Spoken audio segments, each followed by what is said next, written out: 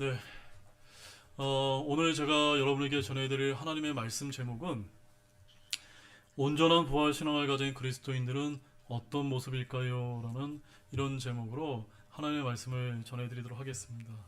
우리 제목만 함께 한번 읽어보도록 하겠습니다. 온전한 부활 신앙을 가진 그리스도인들은 어떤 모습일까요? 여러분들은 다 부활 신앙으로 다 무장이 되어 있으십니까? 그렇다면 여러분들이 생각하는 온전한 부활 신앙이란 과연 무엇일까? 그런 것들을 여러분들이 잘 모르시는 분들이 있다면 오늘 말씀을 통해 이것이 주님께서 우리에게 원하시는 부활 신앙이구나 라는 것을 깨닫고 여러분들이 세상에 나가서 그런 믿음으로 다 살아가시는 모든 분들이 되는 마음으로 제가 오늘 이 말씀을 이제 준비를 했습니다. 자, 먼저 39절 말씀을 여러분들이 이제 보시게 되면 예수님께서 이렇게 말씀하시는 걸 우리가 볼 수가 있습니다. 내 손과 내 발을 보고 바로 나인 줄을 알라. 나를 만지고 또 보라. 영은 살과 뼈가 없지만 너희가 보는 바와 같이 나는 있느니라 라고 이렇게 이제 말씀을 하시고 계십니다. 부활하신 주 예수님께서 제자들에게 나타나서 하신 이 귀한 말씀은 당시 제자들뿐만이 아니라 오늘날을 살아가는 우리 그리스도인들에게도 부활 신앙과 관련하여 아주 중요한 시사점을 전해주는 그런 귀한 말씀이 아닐 수가 없다라는 점을 먼저 여러분에게 전해드리고 싶습니다.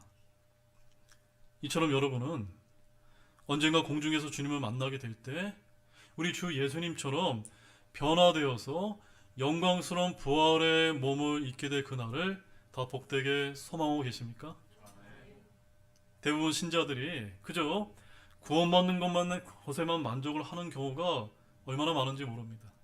하지만 성경에는 우리의 생각과 상상으로 감히 담을 수 없는 엄청나게 큰 상속력의 영광의 풍성함을 하나님께서 저와 여러분에게 약속해 주고 계시다는 점입니다. 맞습니까, 여러분? 자, 우리 에베소서 1장 18절 말씀 먼저 한번 열어보시고 한번 시작하도록 하겠습니다. 지난주에도 저희들이 한번 살펴본 말씀인데 에베소서 1장 18절 말씀입니다.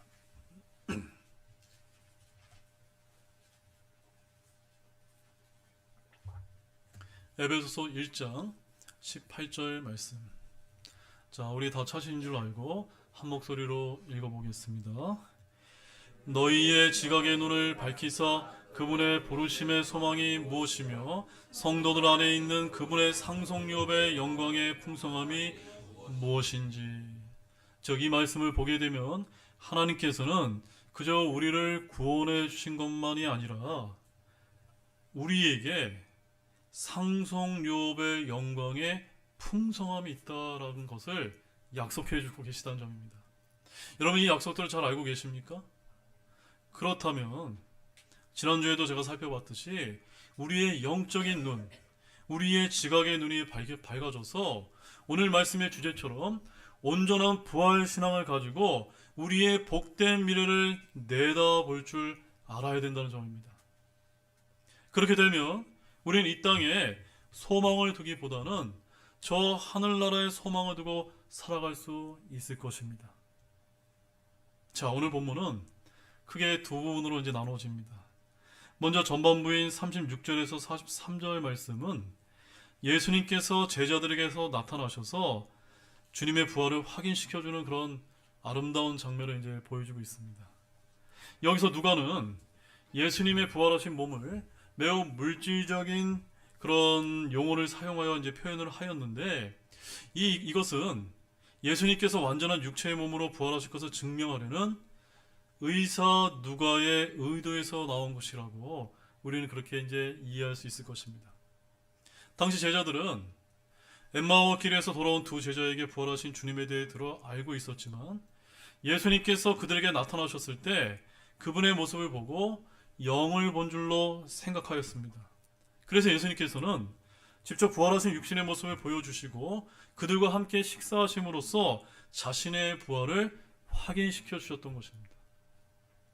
그러나 여기서 주목할 사실은 예수님께서 분명 육체를 가진 완전한 인간으로 부활하셨지만 그분의 몸은 시 공간을 초월하는 영광스럽게 변화된 부활의 몸으로, 이 몸은 모든 신약 성도들 역시 장차 있을 부활과 휴거의 때 얻을 변화된 우리의 몸을 예시해 준다는 점입니다. 여러분 이것을 믿으십니까? 자, 그럼 우리 그 말씀 한번 두 구절만 보겠습니다. 우리 빌립보서 3장 21절 말씀입니다. 진짜 그런가 안 그런가 하나님의 말씀을 통해서 우리 하나님의 약속의 말씀을 확인해 보겠습니다. 빌립보서 3장 21절입니다. 자, 거기 뭐라고 하나님께서 말씀하시는지 우리 한 목소리로 또 같이 읽겠습니다. 그분께서는 참으로 모든 것을 자기에게 복종시킬 수 있는 능력을 써서 그 능력대로 우리의 천한 몸을 변화시켜 자신의 영광스러운 몸과 같게 만드시리라. 우리의 천한 몸을 변화시킬 줄로 여러분 믿으십니까? 근데 어떻게 변화시켜 주십니까? 예수 그리스도의 부활에 영광스러운 몸과 똑같이 만들어 주신다는 겁니다. 지금 여러분들이 이제 나이가 드셔서 특히 연세가 많으신 분들 참 몸도 힘들어지고 건강도 이제 좋지 못한 상황 가운데 있는데, 지금 우리의 육신은 그렇게 점점 쇠약해지지만 주님을 만나는 그날에는 우리의 몸이 건강한 청년처럼 부활의 몸을 갖게 된다는 점입니다. 이 복된 소망을 여러분 굳게 믿으시기 바랍니다. 또한 요한일서 2장 2절 말씀도 한번 찾아보시겠습니다. 요한일서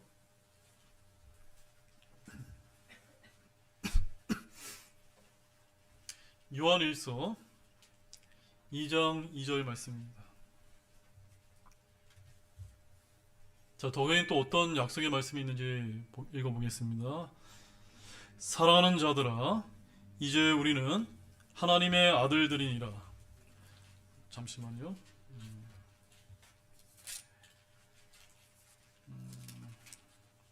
요한일서 3장 2절이네요. 3장 2절. 3장 2절. 함께 우리 읽어보겠습니다. 사랑하는 자들아, 이제 우리는 하나님의 아들들이니라.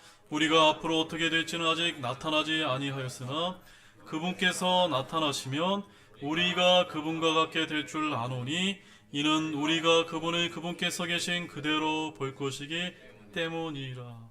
언제 우리가 예수님과 같은 그런 부활의 몸을 입게 됩니까? 여기 본문에 뭐라고 되어 있습니까?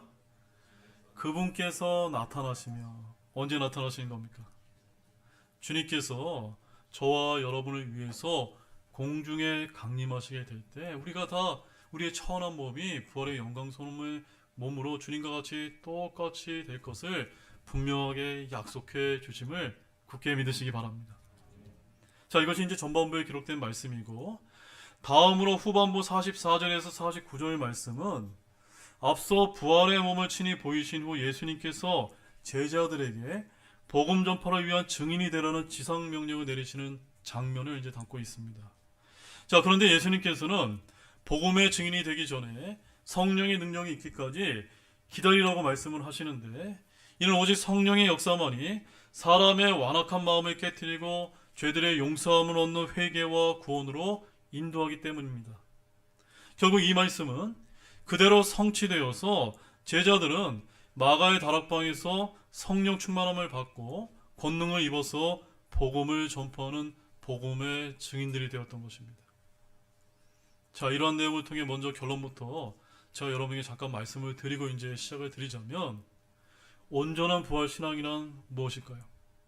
온전한 부활 신앙이란 그런 온전한 부활 신앙을 가진 그리스도인이야말로 성령 충만해서 주님의 지상 명령을 수행하는 복음의 증인이 될 수 있는 길임을 오늘 본문이 우리에게 알려주고 있다고 믿습니다. 여러분 믿어지십니까? 오늘 말씀을 통해 저와 여러분이 그런 주님의 진정한 제자가 되기를 소망하면서 이 말씀을 깊이 새기면서 오늘 누가복음 시리즈의 마지막 말씀을 잘 들으셨으면 좋겠습니다. 자, 그럼 본문을 통해 몇 가지 영적 진리를 나눠보도록 하겠습니다. 자, 제가 먼저 여러분에게 질문을 드리고 첫 번째 교훈을 이제 좀 전해드리고 싶은데, 자, 우리를 위해 죽으시고 부활하신 우리 예수님께서는 지금 어디에 계실까요? 어디 계십니까? 예, 답은 예수님은 항상 우리의 거룩한 모임의 한가운데 계시다는 점입니다. 믿으십니까? 자, 우리 36절 말씀 한번 함께 읽어보겠습니다. 본문 36절 함께 읽겠습니다. 그들이 이같이 말할 때 예수님께서 친히 그들의 한가운데 서서 그들에게 이르시되 너희에게 화평이 있을지어다 하시니라. 자, 이 36절 말씀을 보게 되면 부활하신 주 예수님께서 제자들 한가운데 함께 하셨음을 우리가 볼 수가 있습니다. 이때가 언제입니까? 언제이죠, 여러분? 이때는 바로 엠마오로 가는 길에서 되돌아온 두 제자와 남은 제자들이 깊은 사랑의 대화를 나누고 있을 때가 아닙니까? 사실 인간적으로 본다면 이들은 서로 좋은 관계에 있었다고 볼 수만은 없는 그런 상황이었다라고 여러분께 말씀드리고 싶습니다. 왜냐하면 남아있는 제자들의 입장에서 볼 때는 이 엠마오로 가는 두 제자들이 어떤 제자였습니까? 불신 가운데 주님의 부활을 믿지 못해서 자신들을 떠나려 했던 제자들이었다는 점입니다. 그런데도 그들은 이에 대한 감정 대립의 양상을 보이지 않았고 남은 제자들은 되돌아온 두 제자들을 그냥 사랑으로 받아주려는 모습을 여기서 발견할 수 있지 않습니까? 또한 돌아온 제자들은 돌아온 자답게 부활의 복음을 증거하는 대신 먼저 듣는 겸손한 모습을 보여주고 있다는 점입니다. 무엇보다 중요한 사실은 이들 모두가 부활하신 예수님으로 말미암아 온전히 하나가 되었다는 점입니다. 이들에게는 그 중심에 누가 함께 하셨습니까? 주 예수님께서 함께 하셨기 때문입니다. 이들의 말이나 이들의 생각이나 이들의 행동 속에 예수님이 계셨던 것입니다. 그러자 예수님께서도 친히 부활하신 몸으로 이들 가운데 임재하실 수 있었던 것입니다. 예수님이 이들 가운데 나타나셔서 부활의 권능과 영광을 친히 계시해 주셨던 것입니다. 사랑하는 여러분, 이것이 의미하는 바가 무엇일까요? 바로 성도가 주 예수님을 높이고 예수님께 영광을 돌리고 예수님의 인격으로 하나 되는 그 자리에 누가 함께 계신다는 겁니까? 우리 예수님도 함께 하신다는 그런 의미가 아닐까요, 여러분? 아멘이십니까?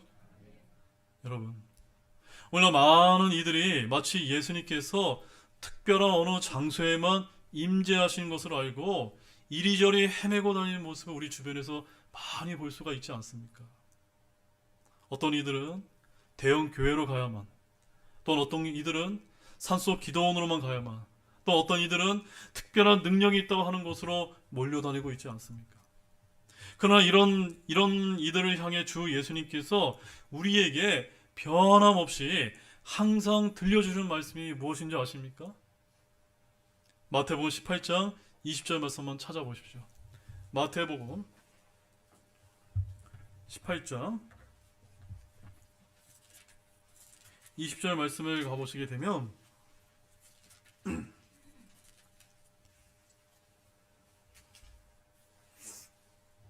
우리 주님께서 뭐라고 말씀하십니까? 같이 함께 우리 중요한 말씀이니까 우리 큰 목소리 한번 읽어보도록 하겠습니다. 두세 사람이 내 이름으로 함께 모인 것 거기에 나도 그들의 한가운데 있느니라 하시니라. 아멘. 아멘이시죠 여러분? 지금 이 자리에 주님께서 함께 하시면 여러분 믿습니까? 그렇습니다. 우리 주 예수님께서는 위대한 어느 한 사람에게만 임재하시는 그런 분이 아니십니다. 화려하고 많은 사람들이 모인 멋진 대형교회만 자리를 잡고 계신 그런 분도 아니신 것입니다.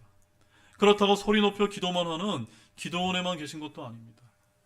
예수님이 임재하신 곳은 바로 주 예수님을 높이고 그분을 받들며 그분께 영광을 돌려 기뻐하는 여러분과 같은 거룩한 성도들의 모임 한가운데 계신다는 점입니다. 따라서 우리가 정말로 예수님의 임재를 경험하고 싶다면 어떻게 해야 될까요? 어떻게 해야 됩니까? 네, 여러분이 생각하고 있는 그대로입니다. 성도들의 모임을 귀하게 여길 줄 알아야만 됩니다. 주 예수님의 이름으로 모이는 교회를 소중히 여겨야만 됩니다. 왜냐하면 거기에 사랑하는 주님께서 우리의 한가운데 임재해 계실 수 있기 때문입니다. 지금 이 자리에도 우리는 주 예수님의 이름으로 모였기 때문에 비록 우리 눈에 보이지는 아니하시지만 주님께서 분명하게 임재해 주시기도 굳게 믿으시기 바랍니다. 이것을 여러분 굳게 믿으십니까?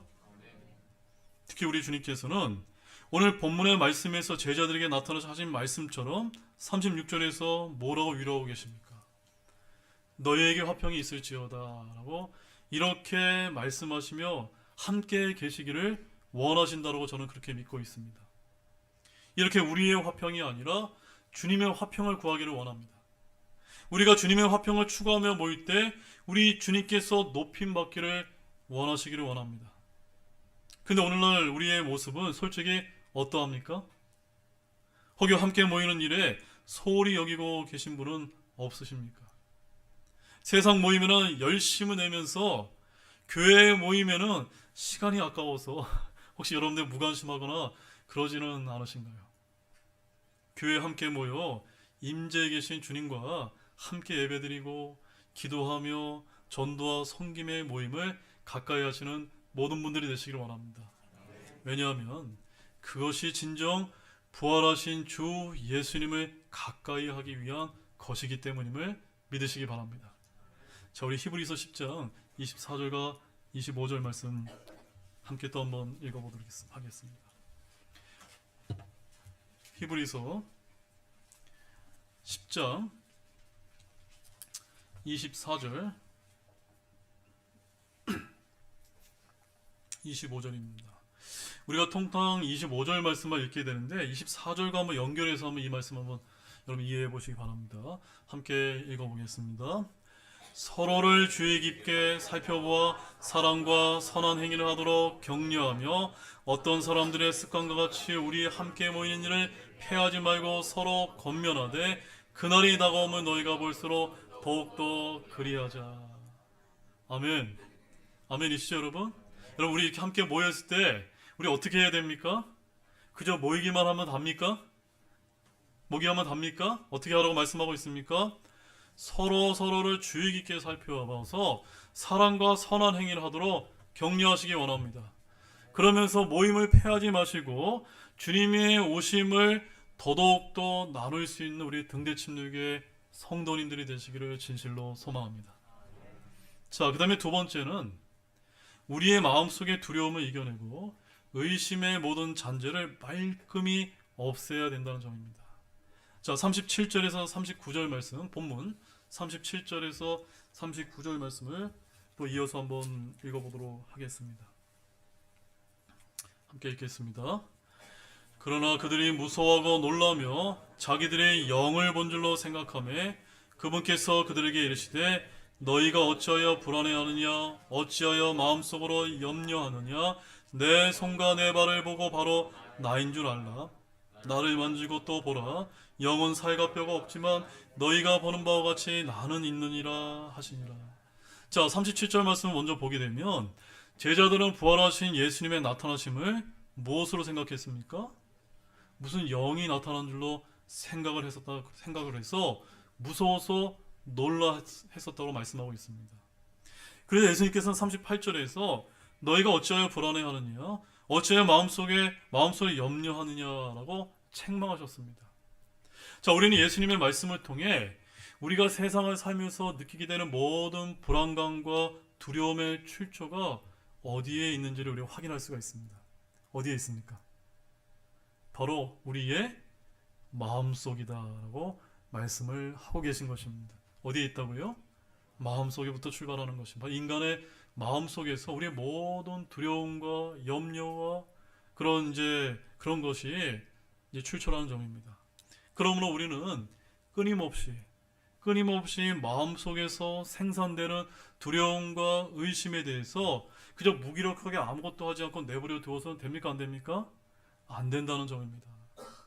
무엇보다도 우리와 함께 계시고 우리를 도와주시는 하나님께 저와 여러분의 시선을 고정시키지 않은 여러분이 되셔야만 됩니다. 우리의 마음속에 두려워하는 마음을 가지게 할 정도로 우리가 우리의 마음을 허용해서는 안 됩니다. 그래서 우리는 끊임없이 기도하며 우리의 마음과 시선을 주께 고정해야만 됩니다. 이사야서 26장 3절 말씀 보십시오. 이사야서 26장 33절입니다. 이사야서 26장, 너무나 중요한 말씀드리니까 좀 시간이 걸리더라도 천천히 한번 찾아서 여러분이 읽고 눈으로 확인하고 말씀을 읽도록 하겠습니다. 이사야서 26장 3절입니다. 자, 다 찾으신 줄 알고 한 목소리로 또 읽어보도록 하겠습니다. 주께서 생각을 고정한 자를 완전한 화평으로 지키시리니 이는 그가 주를 신뢰하기 때문이라. 이런 완전한 화평을 얻기를 원하십니까? 어떻게 하러 여기 명령하고 있습니까? 생각을, 저와 여러분의 생각을 주께 고정을 해야 됩니다. 그러면은 우리 마음속에 생산되는 의심과 두려움이 말끔히 사라질 수 있는 비결이 거기에 있는 것입니다. 자, 그래서 계속해서 본문 39절 말씀을 이제 다시 한번 보게 되면 예수님께서는 여전히 의심과 두려움에 빠져 있는 제자들을 향해서 뭐라고 말씀하셨습니까? 내 손과 내 발을 보고 바로 나인 줄을 알라. 나를 만지고 또 보라. 영은 살과 뼈가 없지만 너희가 보는 바와 같이 나는 있느니라고 하셨던 것입니다. 이와 비슷한 말씀은 주님의 부활 소식을 접하고 의심하던 도마에게도 이제 하신 바가 있는데, 자, 요한복음 20장 27절 말씀도 한번 보십시오. 요한복음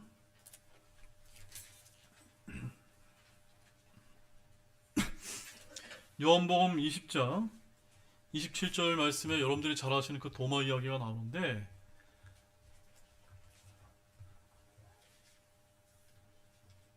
자, 다 찾으신 줄 알고 우리 함께 또 요한복음 20장 27절 읽어보겠습니다. 그 뒤에 도마에게 이르되 내 손가락을 이리 내밀어 내 손들을 보고 내 손을 이리 내밀어 내 옆구리에 넣으라. 그리고 믿음 없는 자가 되지 말고 믿는 자가 되라 하시니. 여러분 잘 보시기 바랍니다. 우리는 여기서 이 도마가 보여준 회의론적인 태도 때문에 의심하는 도마라는 별명을 붙여줄 때가 얼마나 많은지 모릅니다. 하지만 우리는 그를 너무 비난할 필요가 있습니까? 없습니까? 없습니다. 그는 다른 제자들도 했듯이 자신도 그저 주를 만져봐야겠다라고 말한 것뿐이기 때문인 것입니다. 더욱이 다른 제자들은 그리스도의 부활하신 몸을 친히 만져보았으면서도 41절 말씀에 보면 어떤 모습을 보여주고 있습니까? 그들이 기뻐서 뭐라고 표현하고 있습니까? 아직도 믿지 못하고 놀라고 있을 때라고 말씀하고 있지 않습니까? 만져봤는데도 믿었어요? 안 믿었습니까? 여전히 믿지 않았다는 점입니다. 바로 우리의 모습과 전혀 다르지 않을 수 있다는 점입니다. 사실 예수님의 부활 소식을 직접 목격하면서도 또는 부활의 생생한 복음을 들으면서도 그것을 믿지 못한다는 것은 얼마나 주님 편에서 섭섭하고 답답한 일이 아닙니까? 예수님께서는 얼마나 자신의 순환과 부활에 대해서 예고를 많이 하셨습니까? 그러나 예수님은 자신의 부활을 믿지 못하는 제자들에게 책망하시기보다는 자신의 영광스러운 부활의 몸을 직접 보이시고 만지게 하심으로써 그들로 하여금 모든 의심을 말끔히 제거해 주셨던 것입니다. 이런 예수님의 세심한 배려 속에서 여러분 무엇이 느껴지시는 것이 없습니까? 왜 예수님께서 이들에게 친히 부활하신 자신의 몸을 일일이 만져보라고 이렇게 하셨던 것일까요? 그것은 다른 이유가 아니라 바로 연약한 제자들의 마음속에 있는 일말의 의심의 잔재 역시도 있어서는 안 된다는 것을 전하기 위한 예수님의 강력한 부활의 메시지였던 것입니다. 잘 보십시오. 이 일이 끝나고 난 후에 얼마 안 지나서 이들이 밖에 나가서 어떻게 변했습니까? 강력하게 예수님의 부활을 전하는, 복음을 전하는 그런 복음의 증인이 되지 않았습니까? 제자들은 이외에 두려움이 없었습니다. 성령으로 충만해서 복음을 담대히 전했습니다. 누구보다 의심 많고 연약했던 이들이 이렇게 변할 수 있었던 이유는 단 하나, 바로 그들에게는 주 예수님의 부활에 대한 의심이 모두 사라졌기 때문임을 아시기 바랍니다. 그러므로 우리 역시도 어떻게 해야 됩니까? 우리 마음속에 혹이 있을지 모르는 두려움과 의심을 제거하시고 온전한 부활의 신앙을 가지시기 바랍니다. 그것이 주님이 진정 원하시는 것을 힘을 굳게 믿으시기 바랍니다. 그 다음에 마지막 세 번째는 한번 따라해 보시기 바랍니다. 연약한 형제를 세워주는 것이 온전한 부활 신앙의 정신입니다. 믿어지십니까? 네. 우리 본문 40절에서 43절 말씀. 본문 40절에서 43절입니다. 우리 함께 읽어보겠습니다. 그분께서 이렇게 말씀하시고 그들에게 자기 손과 발을 보이셨으므로 그들이 기뻐서 아직도 믿지 못하고 놀라고 있을 때에 그분께서 그들에게 이르시되 여기에 너희에게 무슨 먹을 것이 있느냐 하시니 그들이 구운 생선 한 토막과 벌집 한 조각을 그분께 드리매 그분께서 그것을 가져다가 그들 앞에서 잡수시더라. 자, 40절 43절 말씀을 보게 되면 예수님께서는 자신의 부활에 대해 아직도 의구심을 떨쳐버리지 못하는 제자들의 마지막으로 위해서 먹을 거를 달라고 이렇게 하시면서 친히 그 음식을 드시는 장면을 이제 보여주고 있습니다. 부활하신 예수님의 몸은 배고픔을 채워할 필요가 있었을까요, 여러분? 아닙니다. 우리 부활의 몸은요, 굳이 음식을 먹어야만 배고픔을 채우는 그런 몸이 아닙니다. 그렇다면 왜 예수님은 친히 음식을 달라고 하시면서 제자들이 보는 자리에서 주어진 생선을 이제 드셨다고 여러분 생각이 되어지십니까? 왜 그랬을까요? 이것은 바로 예수님의 부활하신 몸의 신비에 대해 제자들의 이해를 돕기 위한 것입니다. 예수님께서는 엠마오의 집에서 갑자기 사라지셨던 것과 같이 주님께서는 예루살렘의 방에 갑자기 나타나셨습니다. 그래서 요한은 요한복음 20장 19절 말씀에 가보니까 여기 이런 말씀이 기록되어 있습니다. 제자들이 유대인들을 두려워하여 모인 곳에서 문을 닫았는데 예수님께서 오사 한가운데서 오셔서, 즉 예수님께서 문을 열고 들어오신 것이 아니라 짜잔하고 나타나지 않으셨습니까? 왜 그렇게 나타나신 겁니까? 그들이 두려워서 문을 닫았던 것입니다. 따라서 예수님께서 갑자기 문이 닫힌 밀폐된 공간에 나타나신 것은 유령이나 혼이나 영으로 오해받기에 충분한 것이었습니다. 실체가 아닌 영이나 혼 따위를 보고 있다고 생각하기 좋은 상황이 그때 벌어졌던 것입니다. 하지만 이것이 인간의 진정한 모습인 것입니다. 그 어느 누구라도 그 상황에서 예수님의 영이 나타나셨다고 생각하지 않을 사람은 없는 상황이 펼쳐졌던 것입니다. 그러면 예수님은 직접 음식 드신 것을 보여주심으로써 자신이 영이 아니라 부활의 몸으로 완벽하게 다시 살아나셨음을 증거하실 필요가 있으셨던 것입니다. 이런 예수님의 행동에서 우리가 배울 수 있는 점은 무엇입니까? 그것은 아직 믿음이 연약한 제자들에 대한 세심한 배려라고 저는 믿습니다. 예수님께서는 제자들의 믿음 없음을 책망하시기보다는 그들이 이해할 수 있는 조치를 취하심으로써 그들이 부활에 대해서 완전히 이해하고 납득하게 하셨던 것입니다. 이런 자세가 바로 오늘 믿음에 연약한 성도들을 대하는 우리의 자세가 되어야 되지 않겠습니까? 사랑하는 여러분, 이런 제자들이 나중에 어떻게 해서 저 위대한 사도가 될 수가 있었을까요? 바로 그들의 연약함을 이해하신 예수님의 따뜻한 그런 배려 때문이 아니었을까요? 어떻게 해서든지 그들을 세워주시려고 하는 예수님의 마음이 있었기 때문이다라고 저는 믿습니다. 바로 이와 같은 마음이 있었기에 사도 베드로도 나올 수가 있었고, 또한 디모데전서 1장 15절에서 내가 죄인들의 우두머리라고 고백했던 위대한 사도 바울 역시도 나올 수 있었던 것입니다. 그렇다면 저와 여러분 어떻습니까? 아직 믿음이 어린 연약한 성도들을 향해서 이와 같은 열린 마음을 여러분 갖고 계십니까? 어떻게 해서든 세워주려고 여러분 노력하고 계십니까? 혹시 그들을 멸시하고 판단만 하고 계시고 그런 분은 없으십니까? 혹시 속 좁은 마음으로 그들을 비웃지는 않으신가요? 사도 바울은 로마서 15장 1절에서 다음과 같이 이제 권면한 자가 있습니다. 우리 함께 한번 찾아보겠습니다. 로마서 15장 1절 말씀입니다. 로마서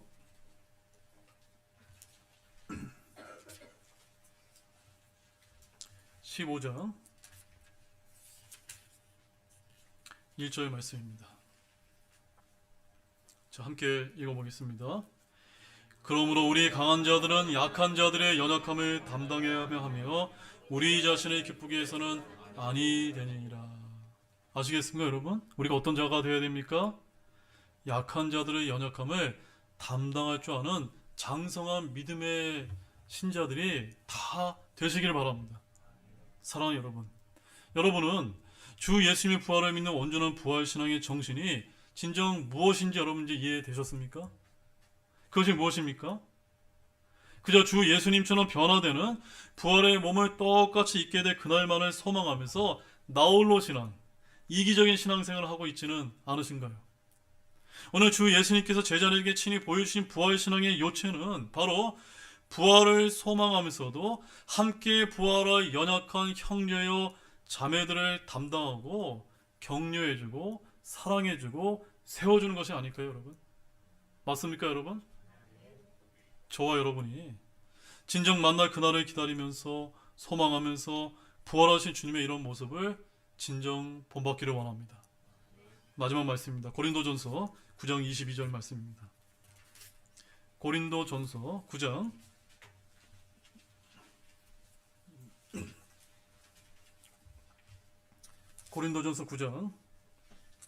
22절 말씀입니다.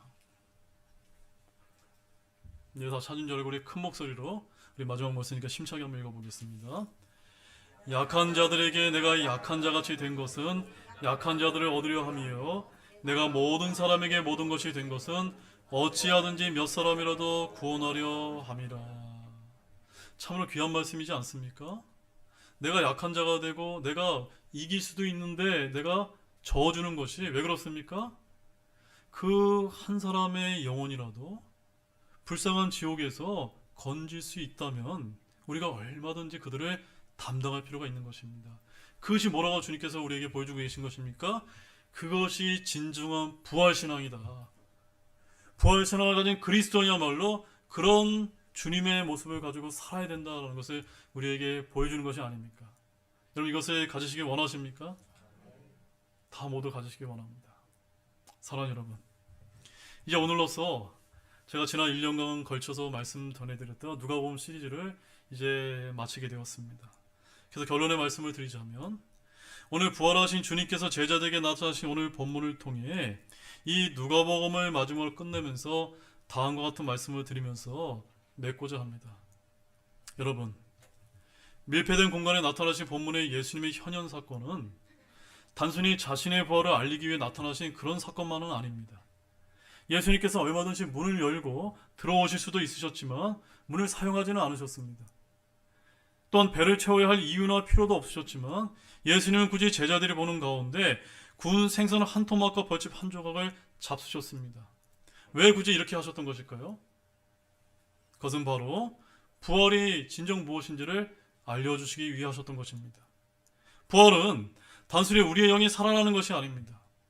그렇다고 우리의 죽을 몸이 다시 살아난 것만도 아닙니다. 부활은 우리의 몸이 살아나되 주님처럼 거룩하고 영광스럽게 변화되는 것이라는 사실을 믿으시기 바랍니다.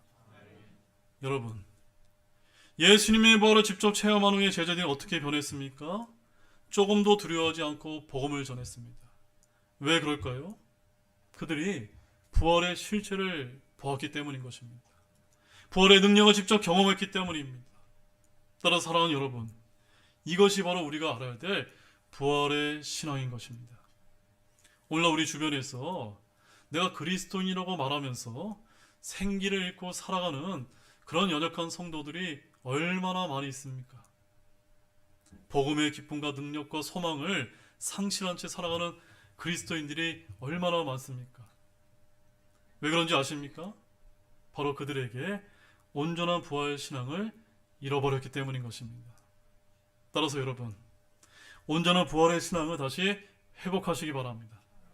회복된 부활의 신앙으로 주 예수 그리스도의 부활을 복음을 담대히 전하시기 바랍니다. 그리고 우리 주변에 연약한 지체들이 있다면 그들을 예수님처럼 담당해주고 세워주는 회복된 부활신앙을 갖는 우리 진해 등대 침략의 모든 성도님들이 되시기를 주님의 이름으로 간절히 축원드립니다. 우리 다 같이 일어나시겠습니다.